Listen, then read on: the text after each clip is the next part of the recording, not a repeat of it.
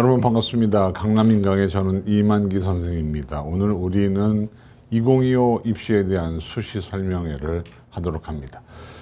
지금쯤 8월 말 9월 초에는요, 이미 여러분들이 많은 사람들이 연구를 하고 조언을 구해서 아마도 대학을 정했을 겁니다. 그리고 이제 다가오는 9월 모의평가를 보고 나서 이제 금방 9월 9일부터 13일까지 접수가 이루어지기 때문에 지금쯤엔 여러분들이 내가 어느 전형으로 어떻게 어느 대학을 가겠다는 것이 정해져 있지만 그럼에도 불구하고 우리가 다시 한번 되새기면서 과연 나의 선택이 옳았던 것인지 아니면 나의 선택을 바꿀 필요가 있는 것인지에 대해서 오늘 얘기해보는 시간 갖도록 합니다. 저는 유해평가무소의 이만기 소장이고요. 강남인강에서 열심히 여러분을 위해서 애를 쓰고 있습니다.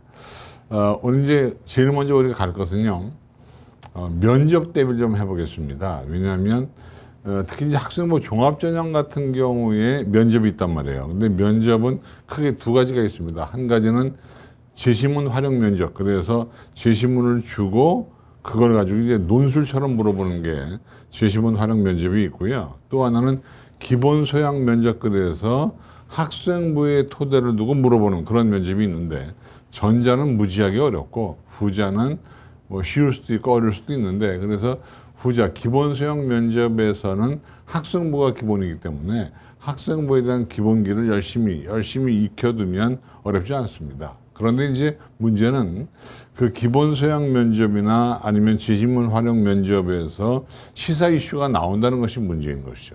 시사 이슈를 주고 그걸 가지고 이제 교과 지식과 연관을 지어서 여러분에게 물어보기 때문에 사실은 시사 이슈가 그대로 나온 건 아닙니다. 그건 아니고 시사 이슈를 기본으로 해서 교과 지식으로 치환을 시켜서 물어보기 때문에 우리는 시사 이슈를 알아두는 것이 기본적으로 좋다는 얘기입니다. 그래서 제가 여러분이 일일이 찾기 어려우셨기 때문에 제가 오래 있었던 시사 이슈를 제가 한번 쭉 찾아봤습니다. 그래서 1월 1일부터 8월 말 현재까지 우리나라와 국외에 있었던 시사 이슈가 어떤 게 있었나라는 건데 여러분 일단 그냥 얼른 떠올리는 거 뭐가 있었죠? 네. 코로나가 유행하고 있다. 다시 그죠? 이런 것들 이런 감염병 문제와 연결지어서 물어볼 수 있습니다. 그런가 하면 티몬 위메프 사태도 있었고요. 그런가 하면 요즘에 또 두려운 것이 전기차 배터리 화재가 나는 거 이런 것들 또는 뭐 거기에서 이런 것도 있습니다. 제가 어떤 신문을 보니까 60대 운전자가 몰던 전기차가 카페를 들이받았다. 저는요 그 기사를 보면서 매우 분노했어요. 매우 분노. 왜? 아니 차라고 하는 것은 그렇게 어떤 차든 부딪힐 수 있는 것이지 꼭 거기서 60대 운전자로 콕 집어서 말을 하고 전기차라고 꼭 집어서 말을 하면 전기차를 만드는 공장이나 전기차를 파는 회사들은 손해볼 거 아닙니까? 그런가 하면 60대 이상의 운전자들은 뭔가 죄책감 느끼고 나의 면허이 뺏기나 이런 그 두려움이 있을 거 아닙니까? 그런 태도는 바람직하지 않다. 그래서 그런 거는요, 그런 이제 전기차에서 신문기사에서 신문방송, 미디어 커뮤니케이션 면접 문제로 갈 수 있는 예를 들면 언론의 올바른 보도 태도에 대해서 그죠? 충분히 가능한 얘기거든요.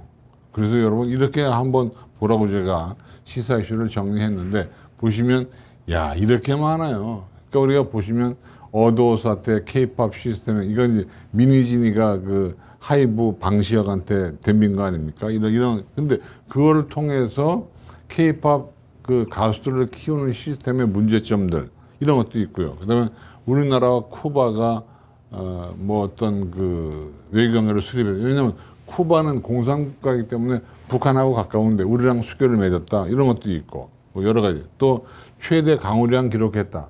근데 우리나라 기후 문제가 중요하지 않습니까? 제가 오늘 강남구청 인강에 녹화하러 오면서 뉴스 들으니까 이런 얘기를 했습니다.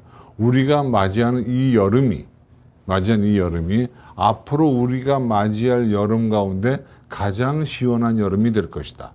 라고 하는 어떤 기후학자의 예언인데 말이 무섭지 않습니까?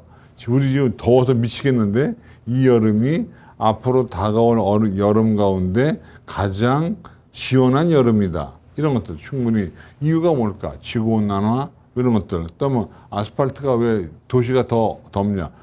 아스팔트로 덮어놨기 때문에 열이 빠져나갈 공간이 없다. 열섬 효과 이런 건 충분히 나올 수 있잖아요.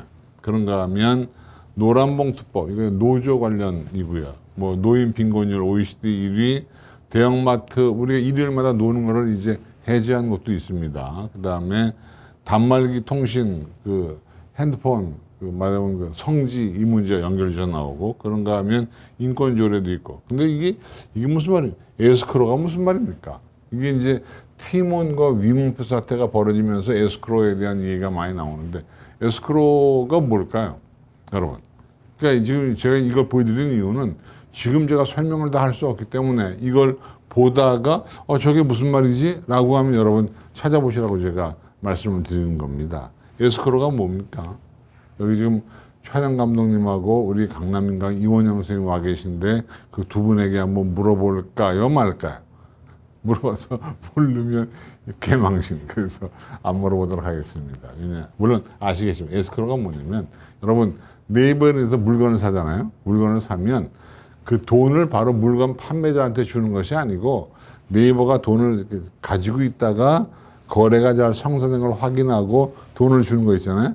이게 에스크로 결제 서비스예요. 이걸 이제 의무화한다는 얘기도 지금 나오고 있잖아요. 그죠? 우리가 이렇게 강의를 들으면 유식해지는 겁니다. 그런가 하면 묻지마 이상동기 범죄 같은 거, 자동 육아휴직 문제, 그다음에 중국 쇼핑의 유해 제품, 여러분 그 알리, 테무 많이 사잖아요, 그죠? 거기에 대한 얘기들. 그런가 하면 최저임금 1만 30원 시대가 되면 출생 통계 통보제, 그러니까 태어나면 통보해줘야 됩니다, 병원에서. 그다음에 항판 나사 우주항공성 신설법 통과했고 쿠팡 알고리즘.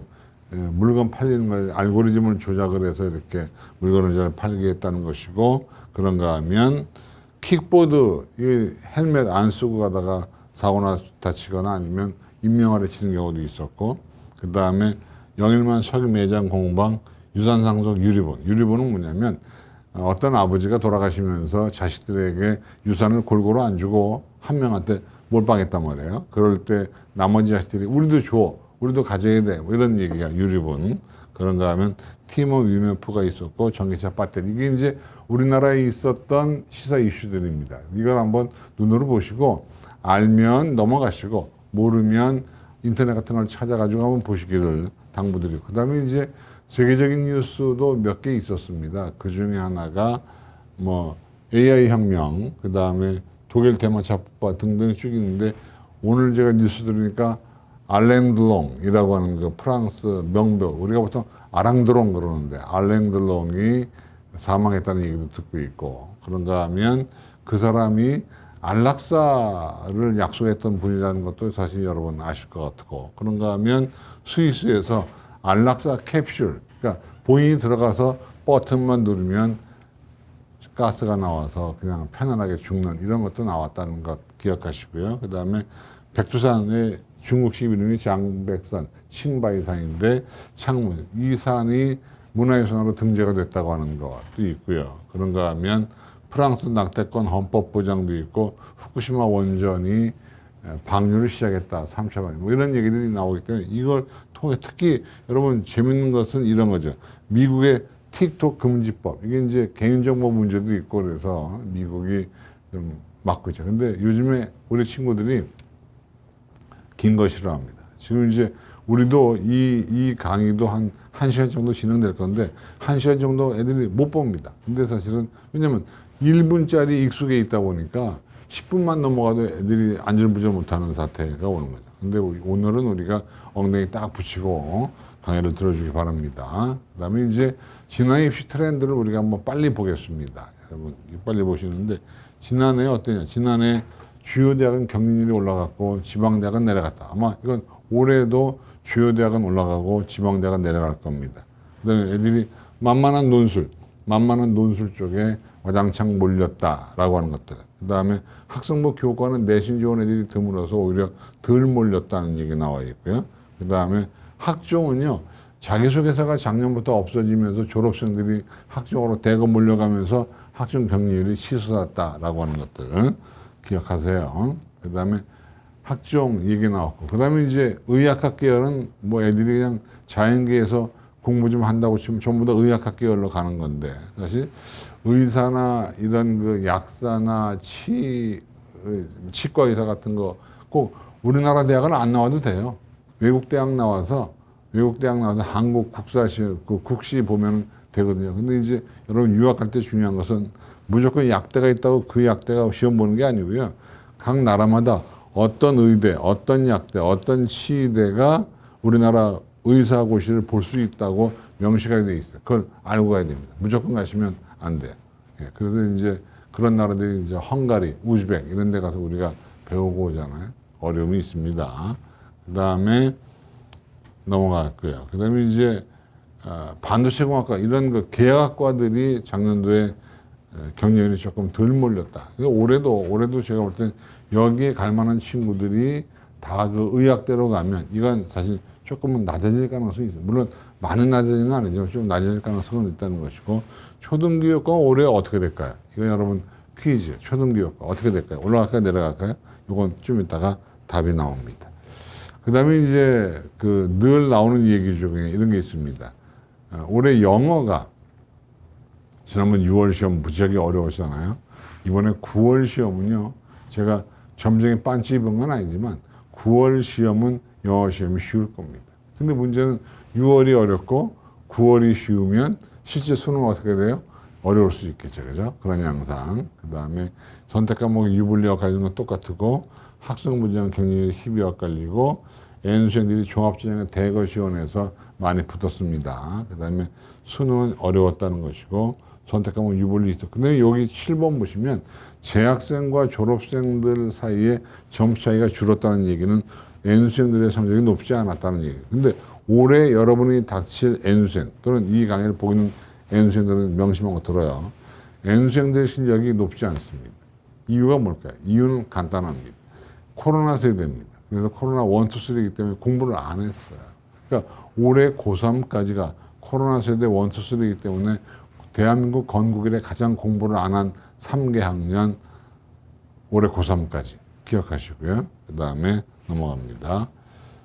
근데 이제 우리가 작년 입시에서 가장 어려웠던 게 뭐냐면 모의 지원 문제가 어려웠습니다. 모의 지원에 대한 맹신하다 보니까 특히 정시나 수시에서 모의 지원 커트라인에 올라갈 경우에 애들이 대거 그걸 쫄아가지고 피해서 하향 지원하다 보니까 오히려 중하위권 대학은 터지고 최저학년 대학은 텅텅 비는 이런 일이 벌어졌습니다. 그래서 제가 오늘 당부하고 싶은 것은 쫄지 마. 그런 얘기입니다. 그러니까 모의 지원 결과에 너무나 맹신하지 말고 다임쌤이나 이런 그 매스컴이나 아니면 이런 여러 가지 정보를 취합해서 쫄지 않고 제대로 된 진학을 해야지. 진학사나 이런 업체에서 하는 그 모의 지원을 너무나 맹신하면, 물론 저희도 합니다만은, 그래서 진학사나 UA나 뭐 대성이나 뭐 메가스터디, 이투스 이런 데서 하는 모의 지원을 해보는 건 좋은데 너무나 거기에 맹신하면 하향 지원을 붙이게 됩니다.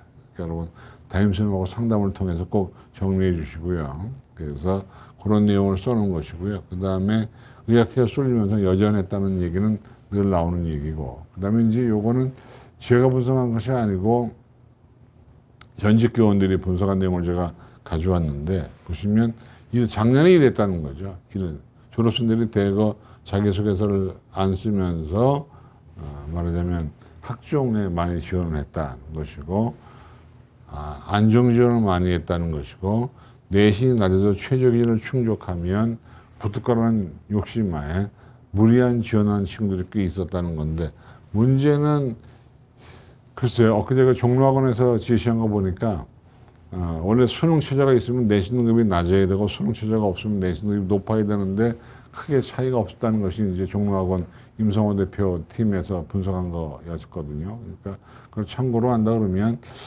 이게 내신 등급이 수능의 영향을 별로 안 받았구나 작년도에는. 그러면 올해는 받을 수도 있죠. 왜냐면 입시라는 건 항상 변화를 하기 때문에. 그렇죠. 그런가 하면 나머지 넘어가겠고요. 그 다음에 학생부 교과 전형은요, 이건 성적을 보고 지원하는 겁니다. 그렇기 때문에 성적이 안 좋은 애들은 지원을 안 해요. 그래서 대체로 교과 전형은 경쟁률이 낮습니다. 그리고 중복 합격률이 높기 때문에 추합을 굉장히 많이 들어요. 그러니까 만약에 우리가 추합을 많이 돌고 싶으면 여러분 다른 게 아니라 학생부 교과를 지원하면 되는데 학생부 교과를 하려면 등급이 좋아야 되는데 등급 좋은 애들이 많지 않다 보니까 결과적으로 학생부 교과는 경쟁률이 낮아서 중부합격 초합률이 굉장히 높다는 얘기가 나와 있고요. 특히 이제 올해 같은 경우 보니까 그 의과대학 포함해서 지역인재 전형들이 학생부 교과 전형이 많아요. 근데 제가 볼 때는 의대 같은 경우는 최저가 워낙 높기 때문에 등급이 다소 낮아도 최저를 지키면 붙을 친구들이 꽤 있을 거예요. 이게 이제 강남구청 인터넷 수능 방송이긴 하지만 전국 수험생들이 보기 때문에 말씀을 드리면 지역인재의 경우는 내신 등급이 낮아도 최저를 맞출 수 있다 그러면 한번 과감하게 지원해 보는 것도 나쁘지 않다라고 제가 말씀을 드립니다. 그 다음에 또 보도록 합니다. 올 입시의 핫 이슈가 거기에 나와 있는데 보시면 사실 올해 입시가 어떻게 진행될 거냐는 건 핫 이슈인데 여러분 크게 두 가지입니다. 한 가지는 뭐냐면 뭘까요? 네. 의대 입시, 의대 증원 문제가 크고요. 또 한 가지는 뭐예요? 예. 무전공 선발과 모집 단위의 광역화. 이 두 가지가 올해 입시에서 정말 큰 이슈가 됩니다. 그 중에서 전 더 큰 이슈는 의대 증원 문제가 아니라 전공자율 선택제라고 하는 모집 단위의 광역화와 무전공 선발 제도가 더 클 거라고 저는 보고 있습니다. 그래서 이게 이제 굉장히 중요한 이슈인데 통합형수능과 킬러 문항의 배제. 킬러 문항은 있습니까? 없습니까? 킬러 문항은 사실은 정부는 없다 그러고 우리 수험생이 있다 그러는데 저는 킬러 문항이 있다고 생각합니다. 왜냐하면 킬러 문항, 우리가 못 풀면 킬러 문항이지 뭐. 그러니까 킬러 문항은 자기 주관적이지 객관적이지 않았다. 그러나 교육부가 나름 하는 킬러 문항은 없습니다. 근데 우리가 느낄 때 우리가 못 풀면 킬러 문항이죠 뭐. 그죠? 네, 좋습니다. 그 다음에 수능 최저 기준 신설대학이 증가됐고 전공자율 선택제가 돼서 무전공 선발. 그러니까 학종을 뽑을 때도 무전공 선발이 문제가 되는데 뽑는 방식은 예전과 똑같다고 얘기하고 있고요. 그다음에 그러다 보니까 모집 단위가 광역화됩니다. 왜냐하면 무전공이라는 것은 대학교 1학년 때는 그대로 그냥 가져오다가 대학교 2학년 올라가면서 또는 1학년 2학기 때 과를 정하는 거기 때문에 뽑을 때는 인원수가 와장창 많이 뽑습니다. 다시 말하면 모집 단위가 여기서 광역화라는 것은 인원수가 많다는 얘기이기 때문에 인원수가 많이 뽑을 수밖에 없습니다. 그렇죠? 그렇게 여러분 생각해 주시고요. 그 다음에 의대 자원 확대로 자연계열 모집 단위 연쇄. 왜냐면 공부 좀 잘하는 친구들이 의대에서 약대, 치대 여기까지 다 점령하다 보니까 우리 공과, 첨단학과, 채용 접근형 기하학과에서 반도체 이런 데에서 뻥꾸날 가능성도 없지 않아 있다. 물론 저는 안 날 거라고 봅니다만은 사람들은 모르기 때문에 오히려 그런 데가 좀 약해질 수 있겠다. 그런 얘기가 있고. 그 다음에 교육대학이요. 아까 제가 이런 얘기 잠깐 물어봤었는데 올해 어떨까요? 작년에 낮았는데 올해는요 500명을 줄였습니다. 그죠? 그러니까 3,847명에서 3,390명으로 줄었기 때문에 우리는 교육대학의 경쟁률은 작년보다 올라가지 않겠나라고 생각하고 있습니다. 그 이유는 500명이 줄었으니까. 원래 똑같습니다. 인원수가 줄면 올라가는 거고 많아지면 내려가는 겁니다. 그 다음에 이건 사람들이 얘기 잘 안 하던데 의대 증원만 얘기하는데 의대 증원이 문제가 아니고요. 간호학과가 1,000명이 늘어났습니다. 1,000명. 어마어마하게 늘어난 겁니다. 그래서 올해 여학생들 간호학과 갈 기회가 상당히 좋아지고 있다는 여러분 기억하시고요. 그 다음에 연수생들의 증가. 올해 고3이 작년 고3보다 많습니다. 그 다음에 올해 또 하나 이슈가 아까 제가 이슈가 두 개 의대 증원 그 다음에 전공자율 선택제라는데 세 번째 이슈도 있다는 거죠. 그게 바로 사탐론입니다. 사탐론은 여러분 뭔지 아시죠? 그죠? 좀 이따 설명하겠습니다. 사탐론은 이과 학생들이 과탐을 안 하고 사탐으로 튀기 때문에 사탐으로 튀었다 그래서 사탐론입니다. 근데 이게 저는 사실은 권장했어요. 왜냐하면 과탐 4등급 정도 나오는 친구가 사탐으로 가면 1등급, 2등급 나오거든요. 그러다 보니까 오히려 그게 더 나은데 장단점은 있습니다. 일부 대학을 못 갈 수도 있으면 어쨌든 그래도 포기할 게 너무나 그러니까 잃을 게 없는 친구들은 사탐론을 통해서 한 등급이라도 올리는 것이 수능 최저를 맞추는데 상당한 도움을 주게 돼 있습니다. 여러분 그런 건 좀 알아두시고요. 그런데 사탐론이 되면 어떤 문제가 생기냐면 과탐에 있던 친구들이 사탐으로 빠져나가잖아. 그러다 보면은 과탐에 있는 상위권 수험생들이 수능 최저를 맞추기 위해서 1등급 인원수가 많이 준다는 겁니다. 그래서 의과대학 가는 친구들이 1등급을 못 받아서 망가지는 경우가 올해 꽤 나올 거다. 그래서 저는 특히 지방의 지역인지의 경우는 그러다 보니까 오히려 수시에도 못 뽑고 정시로 넘어가는 2월 되는 인원수가 꽤 있을 것 같다는 생각을 제가 가지고 있습니다. 그 다음에 탐구형 통합변표. 이건 이제 변표를 낼 때 문과이과를 합치기 때문에 그렇습니다. 그 이유는 과탐은 과탐끼리, 사탐은 사탐끼리 변표를 내면 과탐이 변표가 높기 때문에 유리하거든요. 그러니까 이과들한테 유리한 점을 다소 낮추기 위해서 교육부에서 권장사항이 사과탐을 변표를 통일해서 해라. 하나로 묶어라. 하나로 묶으면 사탐은 올라가고 과탐은 조금 내려가서 그거가 되는 일이 벌어집니다. 그 다음에 이제 올해 수능의 영향을 한번 보면 올해 수능의 영향은 고난도 킬러 문항은 억제가 될 거다. 근데 물수능, 불수능은 예단하지 마라. 그랬고요. 그 다음에 비문학점의 난도 내려가는데 오히려 준 킬러 문항이 늘면 킬러 문항은 아예 버리면 되는데 이건 약간 풀릴 듯 그 매달리다가 시간 다 보내서 더 성적이 떨어질 수 있다는 얘기를 하는 것이고요. 그 다음에 EBS는 거의 베낄 것 같고 그 다음에 융합형 문제는 너무 어려워서 잘 안 나올 것 같은 생각이 들고요. 그 다음에 교육부에서 소위 그 대강사들의 모의고사를 전부 다 수거해서 가져가고 있습니다. 그래서 지난번 여러분 아시겠지만 사관학교 시험에서 모 학원의 모의고사와 똑같은 문제가 나와서 올해 거 한번 난리가 난 적이 있었는데 그때는 사실은 시험 보기 전에 발견을 못했습니다. 근데 요즘 평가원은 지금 고민하고 있습니다. 뭘 고민하냐면 만약의 경우에 인쇄를 하고 있는데 모의고사에서 비슷한 문제가 나왔다. 그럼 이거 어떨 거냐? 인쇄기를 돌리고 다시 인쇄했던 거 다 버리고 새로 찍느냐? 아니면 그냥 무시하고 가느냐? 아니면 그 똑같은 문제만 오려가지고 다시 또 별도로 인쇄를 해서 갖다가 애들한테 한 장씩 더 주느냐? 이거 평가원이 고민이 많을 겁니다. 어쩔 거냐? 그런 것들. 그래서 지금 스크린이 강해질 것 같고. 근데 특히 이제 아마 평가원이 노리는 것은 시대인재나 이런 거 소위 유명 학원들의 강사 개인 모의고사를 노릴 경우가 꽤 있을 것 같고요. 그 다음에 만약에 문제가 쉬워지면 최저 기준 충족률이 올라가서 내신과 논술 이력이 올라간다는 얘기고 또 올해 영어가 수능 최저 충족이 키가 됩니다. 영어가 쉬우면 수능 최저를 많이 충족할 것이고 영어가 어려우면 충족을 많이 못할 것 같습니다. 그 다음에 교대와 간호대. 아까 우리 얘기했죠. 교대는 경쟁률이 올라갈 것 같고요. 간호대는 내려갈 것 같다. 의대는 올라갈 것 같고 무전공 이게 이제 말하자면 완전히 그 입시판을 흔들어놓을 가능성이 큰데 저는 이렇게 생각합니다. 무전공은요. 이럴 수 있습니다. 무전공으로 들어가서 경영학과를 갈 거냐 아니면 바로 경영학과를 직진할 거냐 이게 사실은 여러분 고민스럽습니다. 근데 저는 어디 가다 마니까 그냥 바로 경영학과를 지원할 것이냐 아니면 무전공으로 가서 갈 것이냐 저는 무전공이 더 편하다고 봅니다. 왜냐하면 많이 뽑으니까. 우리 옛말에 그런 말이 있습니다. 국물이 많으면 건더기가 많다. 이런 말이 있거든요. 그러니까 많이 뽑으면 그만큼 들어갈 가능성이 꽤 있다는 점을 여러분 강조 말씀드리고요. 네.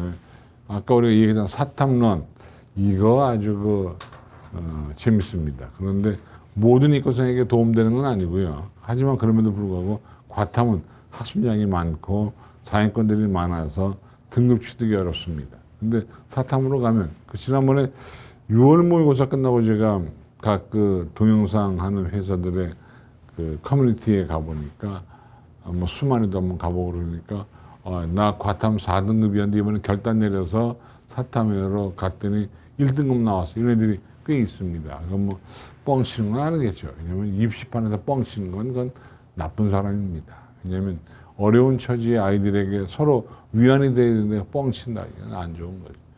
그 다음에 이제 그래서 사탐론은 정식이 이과 최상위권, 상위권 애들은 하지 않았으면 좋겠다는 것이고요.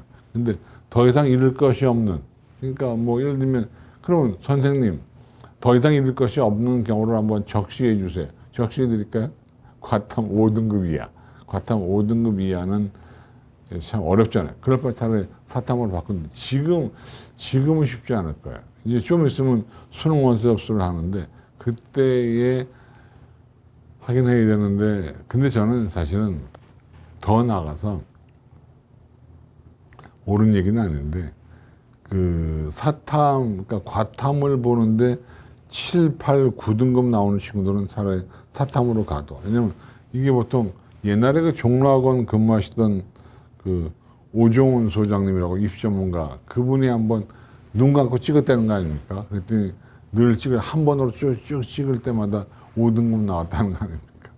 그러니까 여러분 6, 7, 8, 9등급은 사실은 사탐으로 바꾸는 게 지금이라도 나을 수 있는데, 근데 문제는 바꾸는데 무슨 과목으로 바꿀 거냐는 거죠. 그러면 이제 뭔가 이과적인 특성이 있는 과목으로 바꾸면 여기는 사회문화 같은 것들이 이과적인 특성이 있고요. 또 지리가 지구과학과 연관이 많기 때문에 바꾸려면 사회문화나 지리로 바꿔라 하는 것이 선배들의 조언이었었고요.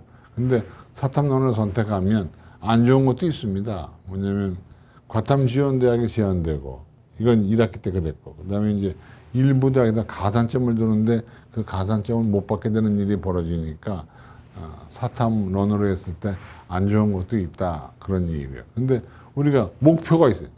도대체 사탐론 하면 어느 대학 갈 수 있느냐 보시면 건국대학교 갈 수 있습니다. 경희대 갈 수 있고요. 근데 고려대학은 사탐 러너가 못 갑니다. 그러니까 저런 식으로 못 가는 대학도 있습니다. 그러니까 사탐론이 무조건 좋은 건 아닙니다. 대체로 건동, 홍숙 요 라인의 친구들이 사탐론을 했을 때 대학이 업그레이드가 되는 그런 일을 볼 수 있다는 점 기억해 주시고요. 화면 여러분 보세요. 그 다음에 요거는요 무전공 선발인데, 제가 이제 현상을 보여드리는 건데, 국립대학교 무전공 선발을 많이 하잖아요. 근데 제가 강조하는 건 뭐냐면 대체로 이름들이 비슷하죠. 자율전공학부 비슷합니다. 그죠? 그런가 하면 뽑는 인원수 보세요. 경북대학교 자율전공학부는 326명. 이거를 한 방에 뽑는 거예요. 그러니까 이 커트라인이 내려갈 거 아닙니까? 왜냐면 인원수가 늘어지면 그러면 꼬리가 롱테일 법칙에 의해서 늘어지면 커트라인이 내려갑니다. 그런가 하면 이게 어느 대학이냐? 네. 국립금호공과대학도 325명. 어마어마합니다. 그런가 하면 또 어떤 대학 볼까요? 예. 서울과학기술대학교, 명문대학이죠. 이런 대학 같은 경우는 203명. 그죠? 그런가 하면, 이거 이제 사립대학교로 한번 가보고, 사립대학교는요, 어마무시합니다. 여러분, 보세요. 보시면, 가천대학교, 글로벌 캠퍼스가 321명. 많잖아요. 그런가 하면, 자, 국민대학교 자율전공 300명, 미래융합전공 528명. 그러니까 528명을 한 방에 뽑는 거라니까? 야, 이거 대단하잖아. 근데 각 대학마다 이게 좀, 유형원이 뭐냐면, 그러니까 나라에서 정원을 관리하는 의학학 계열을 빼고 다 갈 수 있습니다. 근데 대학마다 이과는 안 돼가 있거든요. 요 과는 고를 수 없어. 이런 게 있는데, 여기 보시면, 이 국민대학교는요, 제가 언젠가도 얘기했지만, 국민대학교는 모든 과를 다 갈 수 있어요. 다시 말하면, 조형대학은 실기가 필요하잖아요. 근데 그 과도 갈 수 있다는 거예요. 또 국민대학은 자동차학과가 유명한데, 자동차학과도 갈 수 있다는 거예요. 그러니까 국민대학의 자율전공은 정말 획기적입니다. 모든 대학은 다 갈 수 있어요. 근데 다른 대부분의 대학들은 갈 수 있는 대가 있고 못 가는 대가 있는데, 국민대학은 그냥 올 코트 그냥 다 갈 수 있어요. 이런 식으로. 그런가 하면 맨 밑에 루터대학교 휴먼케어 75명. 그 다음에 여러분 보시면 굉장히 많이 뽑잖아요. 이게 어디야? 맨 위에 명지대학교 GA 캠퍼스 297명. 그러니까 이렇게 200명, 300명이 넘어가는 단위는요, 커트라인이 많이 내려갈 겁니다. 그 다음에 이제 그 외에 대학들을 보시면 아이고 많다 그죠. 여기 우리 인하대학교 같은 경우는 자율전공 융합학부에서 270명, 차이과대관 374명 이런 데 지원하면 좋겠다. 근데 문제는 유형1이 있고 유형2가 있습니다. 근데 유형1은 뭐냐면 모든 과로 다 가는 게 유형1입니다. 유형2는 단과대학 내에서, 계열 내에서 가는 것이 유형2이기 때문에 유형1은 자유롭고 유형2는 약간 제재가 있거든요. 통제가 있는데 그래서 제가 물어봤습니다. 수험생들 너 어디로 지원할래? 라고 했더니 마음 편할 때 물어보니까 유형1이 좋은 거잖아요. 유형1으로 가겠다는 친구가 57.4%. 근데 이건 잘 안 맞을 겁니다. 지금은 절로 가려고 그러지만 아마도 실제로 원서를 쓰게 되면 아마 이것저것 따져고 눈치원 하다 보면 아마 유형2가 들어가기 쉽다는 것을 느낄 수 있습니다. 그래서 유형2로 가는데 제가 수험생들 만나보니까 수험생들의 말은 그거더라고요. 유형1이든 2든 중요하지 않다. 내가 들어가는 게 중요하고 들어가려면 많이 뽑는 데가 낫다. 이런 얘기를 많이 합니다. 넘어갑니다. 그런데 제가 여러분에게 도움드리기 위해서 유형2와 유형1은 모든 과를 다 가는 자율전공이고요. 유형2는 계열내나 단과대학 내에서인데 제가 적어드립니다. 이러한 특징에 의해서. 근데 요거는요, 표 정리가 잘 됐잖아요. 이게 제가 한 겁니다. 제가 했는데 제가 한 게 아닙니다. 이거 인공지능이 한 겁니다. 인공지능. 제가 인공지능에다가 프롬프트 명령을 내렸습니다. 어떤 친구가 유형1하고 유형2를 하면 좋은지 또 그 친구들이 대학에 가려고 마음먹을 때 과연 어떤 유형이 합격률이 높은지에 대해서 챗 GPT 4.0에게 물어봐서 제가 만든 표입니다. 그리고 표도 걔가 만든 겁니다. 컴퓨터에서 쫙 표를 만들어가지고 가져와서 제가 검토해 보니까 일리가 있다. 그래서 제가 여러분에게 보여드리는데 보시면 챗 GPT가 말하기에 합격 가능성은 유형2가 높을 수 있음.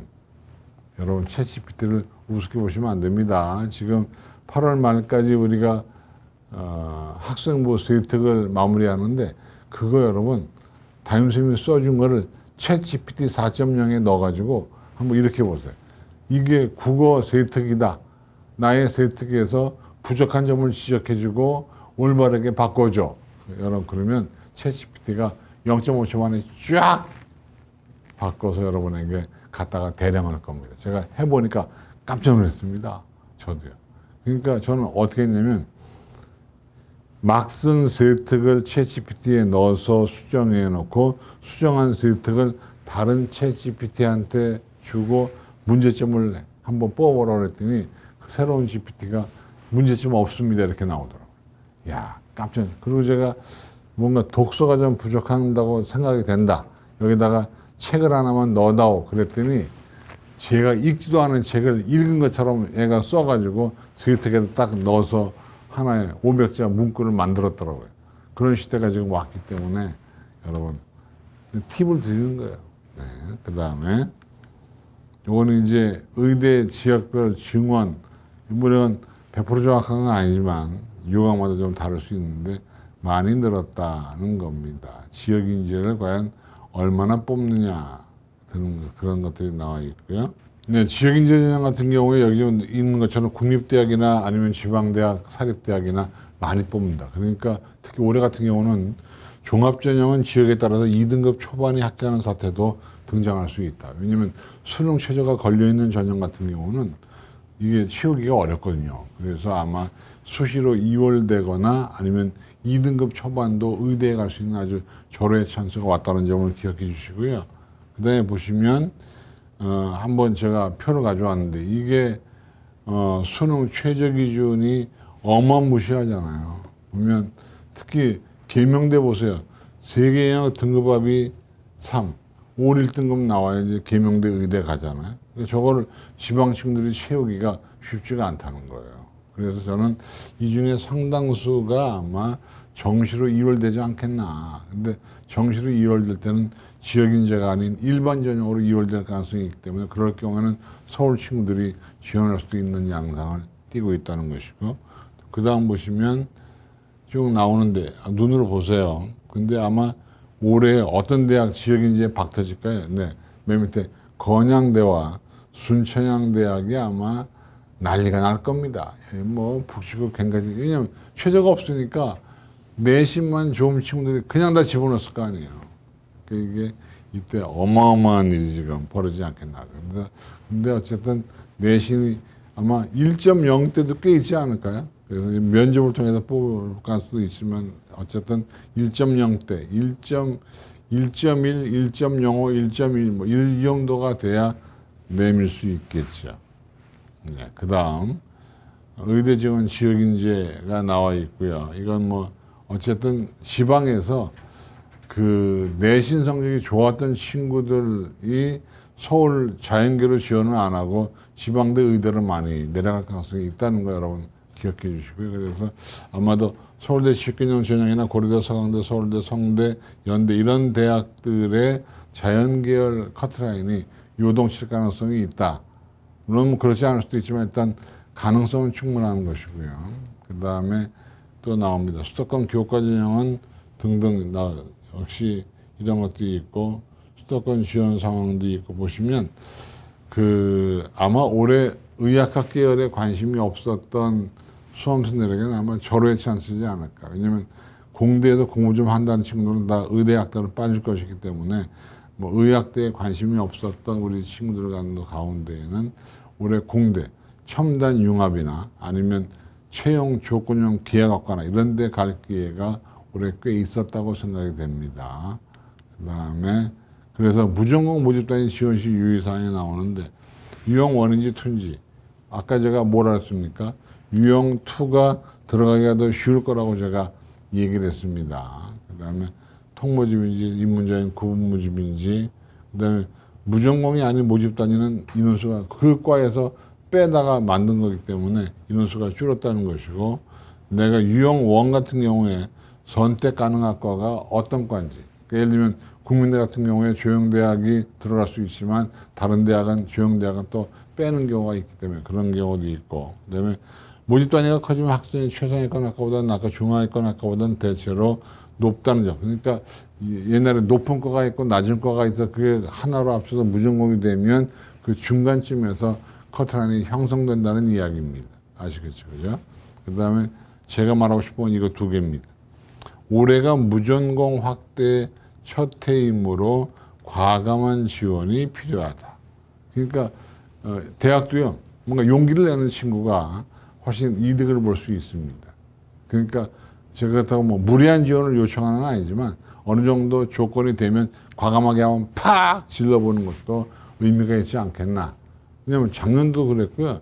너무나 눈치 봐도 너무나 밑으로 깔다 보면 이게 난리가 납니다. 그렇죠? 그 다음 넘어갑니다. 그 다음에 근데 이게 이제 하나의 특징인데 똑같은 대학도 그 이름이 다르거나 하면서 유형 1과 유형 2로 나눠지기도 하고 그렇게 나눠지면 그것을 뽑는 방법도 달라지게 됩니다. 그러니까 자율전공학부는 서울이고 자율전공학부는 국제는 그 경희대학교 수원에 있는 캠퍼스를 얘기하는데 그럴 경우에 약간 뽑는 방식이 다를 수도 있고 같을 수도 있다. 이건 같게 나오고 그런가 하면 자율전공학부도 학생부 종합지원과 논술 숫자가 다를 수 있고 그렇죠. 이런 식으로 여러 가지가 요강이 막 이렇게 혼재되어 있는 양상도 띄고 있다는 점을 기억하시고 또 뽑을 때 똑같은 서류 평가를 해도 자율전공 그러니까 일반 학과와 자전과의 차이점을 두고 경희대학은 선발한다는 겁니다. 그렇죠. 그러니까 비율을 자세히 보시면 이 무전공인 경우는 어떻게 하는구나라고 하는 것이죠. 예를 들면 여기 보시면 그 평가 요소에서 가만히 보면 일반 학과는 그죠. 전공 관련 교과에서 노력을 하죠. 그러니까 일반 학과는 자기 전공 중에서 가는 거니까 이게 강조가 되는데 자율전공학부는 반영하지 않잖아요. 이건 무전공이니까 그죠? 이런 식으로 해서 뭔가 뽑는 방식이 다르다는 점을 여러분 기억해 주기 바랍니다. 그다음에 이제 우리가 볼 내용은 일반적인 수시 전략, 일반적으로 어떻게 지원하는 게 좋으냐라는 걸 제가 보여드리는데 이게 이제 일반적으로요. 나 자신은 냉정하게 분석해야 돼. 이제 좀 있으면 9월 모의고사, 9월 모의고사 성적을 냉철하게 분석해. 그거보다 올라간다고 가정하면 안 됩니다. 그거보다 내려간다는 가정하에 여러분 원서를 쓰셔야 되고요. 그 다음에 뭔가 보수적으로 정시 지원 가능 대학을 선정해 주시고, 그 다음에 최저 기준을 지원할 경우에 과연 내가 충족 가능한지, 또는 나의 학생부 비교과 영역에서 얼마나 점수가 되는지, 또는 내가 그동안 논술과 면접을 준비했는지 안 했는지, 뭐 이런 것들, 그 다음에 이런 걸 다 정리해서 담임선생님과 리스트업을 해서 상담을 통했습니다. 그러니까 제일 좋은 건 이렇게 하는 게 제일 좋습니다. 돈 좀 쓰세요. 돈 좀 쓰셔가지고 그 모의 지원 같은 걸 업체에 가서 해요. 그죠? 예를 들면 유에 와서 한단 말이에요. 그걸 해가지고 그 리포트가 나오고 그 리포트를 담임선생님을 갖다가 드리고, 담임선생님 제가 오늘 드리니까 이틀 후에 찾아뵙겠습니다. 그래서 담임선생님으로 하여금 그 리포트를 공부할 시간을 주고 이틀 후에 가서 면담을 해서 담임선생님과 이렇게 조율을 통해서 대학을 정하고, 그 다음에 그래서 만약 서로가 의견이 통일돼서 마음에 들면 그대로 지원하면 되는 것인데, 근데 뭔가 담임선생님이 나를 조금 낮은 대학으로 보내려고 그러는 것 같아.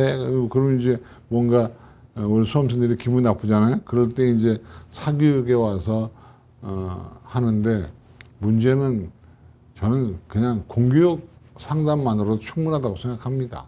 사교육이 굳이 안 와도 저는 된다고 생각하는데, 굳이 올라가 마음 먹으면 뭐 돈 내고 하시면 나쁠 건 없죠. 근데 사실은 그럴 경우에도 저는 가능하면 홀수로, 왜냐하면 짝수로 하면 한 사람은 된다, 한 사람은 안 된다 그러면 머리 아파요. 그러니까 짝수로 해서, 홀수로 해서 하는 게 좋겠고, 그리고 아시겠지만 강남교육청이 제일 비싼데, 강남교육청에서는 1분에 5천 원이 기준 가격입니다. 그러니까 1시간 60분에 30만 원입니다. 그러니까 30만 원 이상 받는 거는 뭐 불법이라고 보시면 되는 거예요. 시간을 또 많이 하면 또 모를까, 어쨌든 그런 거. 그 다음에 보도록 합니다. 이제 요 표는 여러분 제가 좀 비켜볼까요? 이 표는 아주 이미 다 여러분이 알고 있는 거지만 한번 확인해 보시면, 맨 위에는 학생부가 좋은 친구, 그 다음에 두 번째 칸은 학생부와 수능이 비슷한 친구, 밑에 친구는 학생부 성적은 낮고 수능 성적이 좋은 친구가 각각 어떻게 지원하는 것이, 만약에 학생부가 좋고 수능이 나쁘다면 수시에 적극 지원을 해줘야 되고, 그죠? 이런 식으로 지원하라, 그런 얘기고, 만약에 수능이 학생보다 훨씬 좋은 친구인 경우는 정시가 있으니까 너무나 그 수시를 낮춰 쓰는 건 바람직하지 않다, 그런 내용들을 정리해 놓은 건데, 제가 이걸 보고 있다가 느끼는 것이, 참 정리를 잘했다 하는 생각을 합니다. 누가 했냐고요? 네, 넘어갑니다. 그래서 한번 보시면 좋을 것 같고, 그 다음에 요거는 이제 우리가 아까 얘기한 얘기를 다시 한번 반복합니다. 6월과 9월 모의평가로 정시 라인을 보수적으로 잡아라. 보수적으로. 보수적은 성적이 안 올라간다고 가정하고 잡으란 얘기고, 그 다음에 수능이 잘 나온다면 한번 질러봐라. 수능이 잘 나오면 뭐 안 되면 정시에 가면 되지, 뭐 이런 자세로. 그 다음에 수능 최저에서 그 최저를 맞추는 것이 관건이라고 생각이 되고요. 자연계 상위권이면 과기원. 근데 과기원은 자기소개서를 쓰라고 해도 좀 골치 아프긴 하지만 그거 써서 지원하면 이거 원뿔 원이니까 좋습니다. 학교 추천 가급적이면 받으면 좋고, 작년 결과가 있는데, 작년 결과는 모집 단위가 바뀌고 모집 단위가 광역화되면 작년 결과가 별로 의미가 없을 수 있습니다. 그래서 상향 2개, 하향 2개, 적정 2개 원칙이고, 그 다음에 교과는 하향이나, 이건 성적을 가지고 지원하는 거기 때문에 교과는 하향이나 적정이고, 종합은 논술은 이건 미지의 수입니다. 어떻게 나올지 모르고, 그러니까 한번 질르는 것도 의미가 있다라고 생각이 된다는 겁니다. 그래서 수능 최저가 있냐 없냐에 따라서 최저가 있으면 한번 질러볼 수도 있다, 그런 얘기고, 그다음에 모집 인원이 늘면 컷은 내려가 모집 인원이 줄면 올라간다. 납치는, 왜?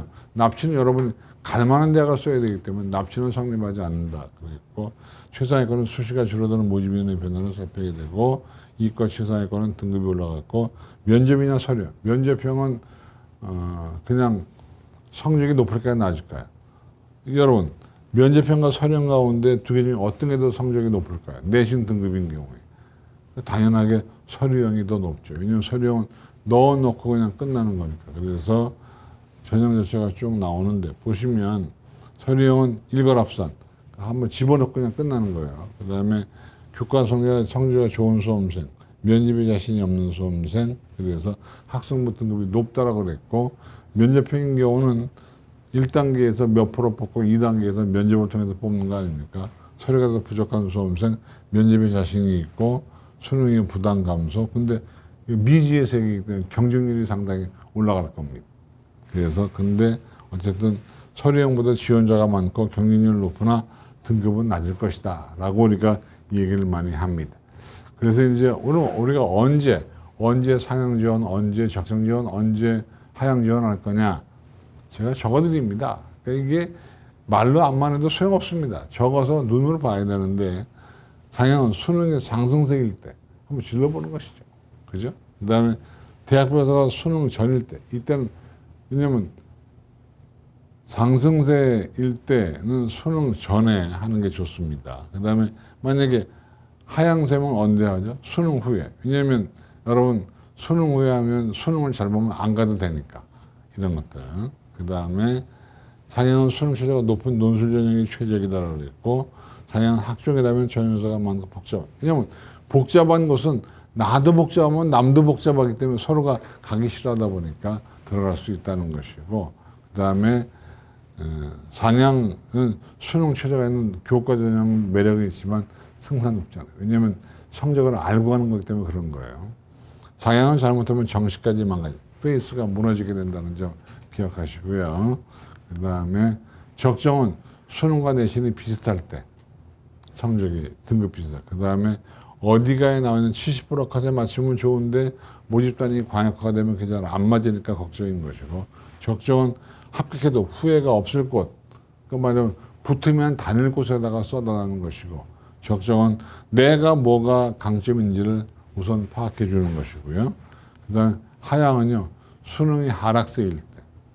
그 다음에 하향은 수능 후일 때. 왜냐면 수능 후가 되면 수능 시험 잘 보면 안 가도 되니까.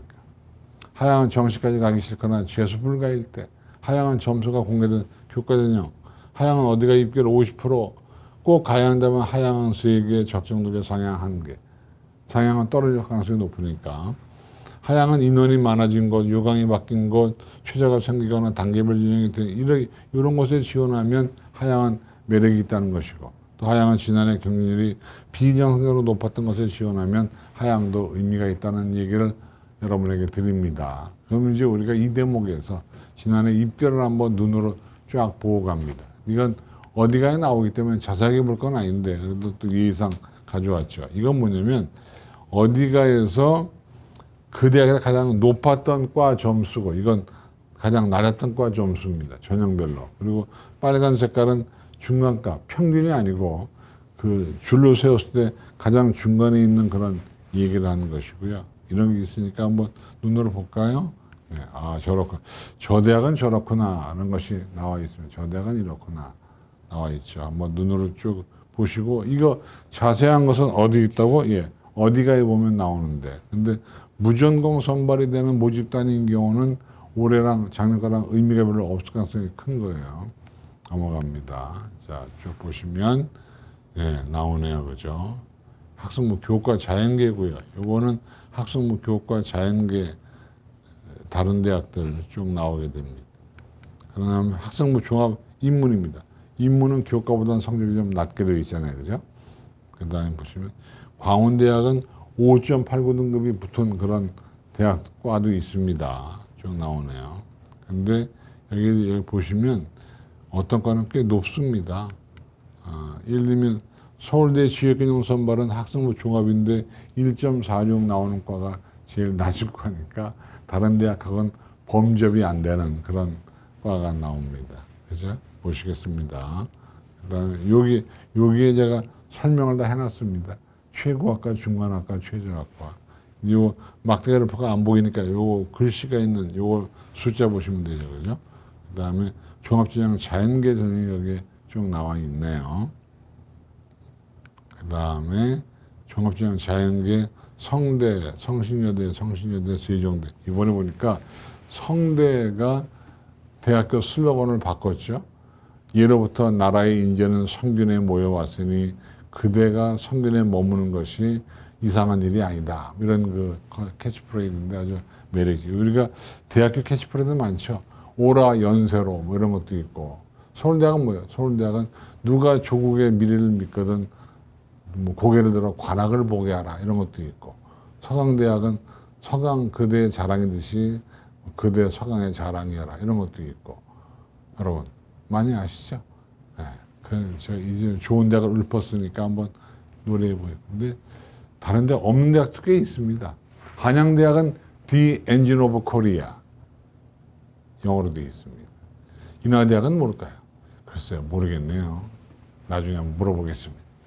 그 다음에 더 가겠습니다. 그 다음에 자연계 대학들 쭉 이응대 대학들이 나와 있고요. 그 다음에 등급별 지원 전략으로 이제 가겠습니다. 요건 이제 제가 표로 만들어 놨는데, 어떤 그 전에 중위권 대학들 가운데 약수령은 아시겠지만 논술이 긴 게 아니라 짧은 거. 그죠? 예를 들면 대표적인 약수령 대학이 가천대학교 같은 대학교에 있습니다. 그 다음에 무중공 선발 2를 노려라 라고 아까 얘기했습니다. 모집 인원이 많은 것을 지원하라. 그 다음에 여대, 최근에 여대의 인기가 날로 떨어지고 있습니다.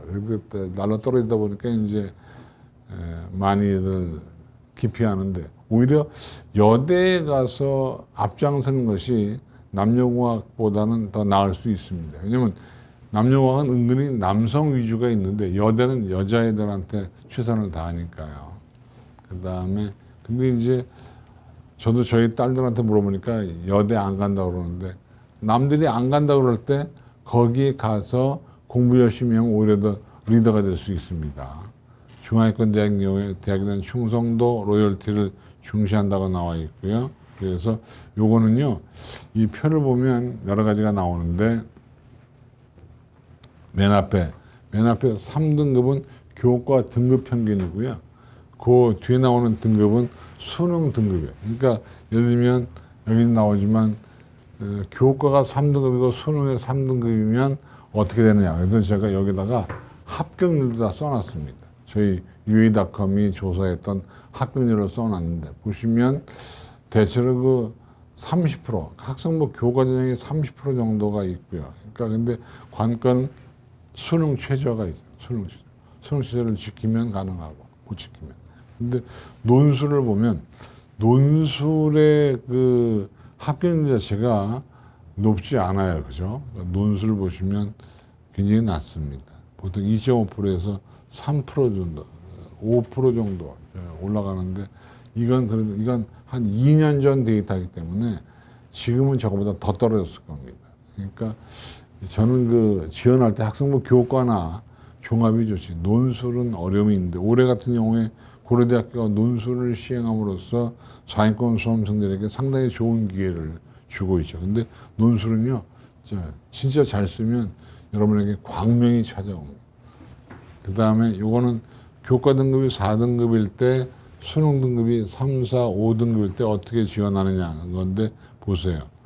교과 등급이 4등급이고 수능이 5등급이면 논술 합격률이 0.8%밖에 안 돼요.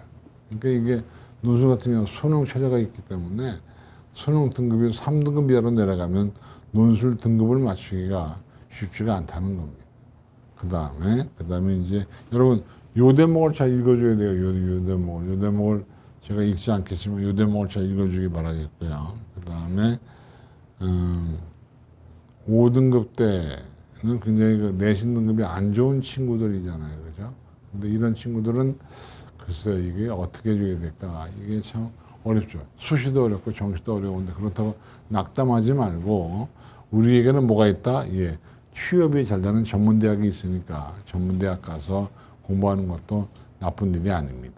그러니까 여러분 지금은요 전문대학 나오든 아니면 전문학교를 나오든 아니면 산지를 나오든 뭔가 자기만의 테크니컬한 것이 있으면 충분히 먹고 살 수 있습니다. 그래서 저는 물론 보세요. 저 같은 경우도 명문대학 나온 사람이 아니잖아요. 저는 인하대학을 졸업해서 인하대학이 그렇게 최상위권 대학은 아니지만 인하대학 나와서 잘 살고 있잖아요. 열심히 살고. 그러니까 여러분들도 전문대학 나온다 그래서 안 좋은 게 아닙니다. 취업이 잘 되고 그렇기 때문에 여러분들이 전문대학 가서 취업해서 직장을 다니면서 충분히 학사 과정으로 4년제 나오고 대학원 나올 수 있습니다. 그렇게 좀 해주시고요. 당부드립니다. 자, 이제 제가 마무리를 지을 건데, 근데 우리가 입시라고 하는 것이 무조건 실력만 가지고 되는 게 아닙니다. 운과 요행도, 그죠? 운과 요행도 있어야 되기 때문에 운과 요행을 위해서 제가 몇 가지의 힌트를 가지고 왔는데 한번 읽어보실까요? 네. 운과 요행. 이게 보면 폰트가 바뀌었잖아요. 왜냐면 이게 우리가 이제 점쟁이들은 또 뭔가 고풍스러워야 되니까 제가 궁체로 해서 이렇게 가져왔습니다. 이게 이제 제가 생각하는 운과 요행으로서 대학을 갈 때 원서를 접수할 때 필요한 여러 가지 내용들을 제가 한번 써봤는데 이유가 뭐냐면 이런 것들이 해마다 경험적으로 볼 때 가능한 얘기입니다. 예를 들면 하나 볼까요? 맨 밑에 내가 가기 싫거나 꺼려지는 대학이나 모집단위는 내가 가기 싫으면 어때요? 남도 가기 싫죠? 그러면 내가 그때 빈자리에 들어가는 겁니다.